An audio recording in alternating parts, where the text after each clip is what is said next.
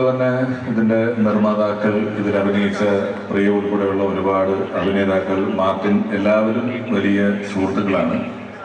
നമ്മുടെ സുഹൃത്തുക്കളെല്ലാം വലിയ സന്തോഷത്തിലാണ് എന്നത് നമുക്ക് വലിയ സന്തോഷം തരുന്ന ഒരു കാര്യമാണ്. അങ്ങനെ ഒരു വലിയ വിജയത്തിൻ്റെ ആഘോഷം നടക്കുന്നു. കുറച്ച് നാളുകൾക്ക് മുമ്പ്, ഒരു 10 കൊല്ലം മുമ്പൊക്കെ കുറച്ചധികം വിജയാഘോഷങ്ങൾ നമുക്ക് കാണാൻ പറ്റുമായിരുന്നു. ഇപ്പം വിജയാഘോഷങ്ങൾ ഒരു റേറെ ചടങ്ങാണ്, വല്ലപ്പോഴും മാത്രം നടക്കുന്ന ഒരു ചടങ്ങാണ്. അതിൽ പങ്കെടുക്കാൻ പറ്റുന്നത് വലിയ ഭാഗ്യമാണ്. ഇതിൻ്റെ പൂജയ്ക്ക് ഉണ്ടായിരുന്നു. ഇതിൻ്റെ റിലീസ് ദിവസം ചാക്കോച്ചൻ്റെ ഒക്കെ കൂടിയിരുന്നാണ് കണ്ടത്. സംവിധായകനാണെങ്കിലും ജെയ്ക്സ് ആണെങ്കിലും അഭിനയിച്ച ഓരോരുത്തരാണെങ്കിലും അതിഗംഭീരമായ പ്രകടനം കാഴ്ചവെച്ചതിൻ്റെ ഫലമാണ് ഈ ഒരു വലിയ വിജയം. ജെയ്ക്സിൻ്റെ ഒക്കെ കാര്യം എടുത്തു പറയേണ്ടതാണ്. അത്രയും രസമായിട്ടാണ് ചെയ്തിട്ടുള്ളത്.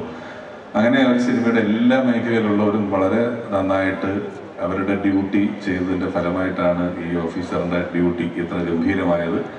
ഗംഭീരമാണ് എന്ന് ഇനി വീണ്ടും പറയേണ്ട ആവശ്യമില്ല. അതുകൊണ്ടാണല്ലോ ഈ സിനിമ ഇത്രയും വിജയിച്ചത്. അപ്പോൾ ഇതിൻ്റെ ഈ വിളക്കൊടുത്തുമല്ലോ സിനിമയുടെ പൂജയ്ക്ക്, ഞാനൊക്കെ ഉണ്ട് കൊടുത്താൽ. അപ്പോൾ നമ്മൾ വിളക്കൊടുത്തും എപ്പോഴും ഇത് ചിലരൊക്കെ മാറിക്കോയോ ഞാൻ കൊടുത്തില്ല, കാരണം അതിൻ്റെ റിസ്ക്, ഇതിനെന്തെങ്കിലും സംഭവിച്ചാൽ ഈ റിസ്ക് നമ്മൾ ഏറ്റെടുക്കണമല്ലോ. അപ്പോഴാണ് ഞാൻ നോക്കിയത് ഇതിൻ്റെ സംവിധായകൻ ഈ സിനിമയുടെ തുടക്കത്തിൽ തന്നെ അഭിനയിച്ചിട്ടുണ്ട്. അപ്പോൾ പുള്ളിക്കറിയാം ഫസ്റ്റ് തന്നെ പുള്ളിനെ കാണിച്ചാലും ഒരു പ്രശ്നമൊന്നും ഉണ്ടാകാൻ പോകുന്നില്ല. അല്ലെങ്കിൽ അതിന്റെ സിനിമയ്ക്ക് പിന്നീട് എന്തെങ്കിലും കുഴപ്പം കിട്ടിയാലും സംവിധായകനെ സ്ക്രീനിൽ കണ്ട ആൾക്കാർ മുതിർന്നു കയറുമല്ലോ. അപ്പോൾ പുള്ളിയുടെ ഒരു കോൺഫിഡൻസ് എന്ന് പറയുന്നത് അത്രയും കൂടുതലായിരുന്നു ആ സമയത്ത് തന്നെ എന്നുള്ളത് നമുക്കും വലിയൊരു ആത്മവിശ്വാസമായിരുന്നു.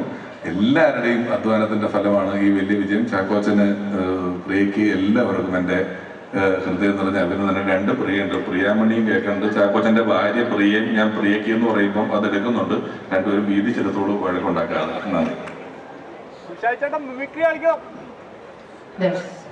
എടാ, നിനക്കൊന്നും ഒരു മാറ്റം, ഇതിനൊരു മോചനമില്ലേ? എന്തായാലും ഇവിടെ വന്ന്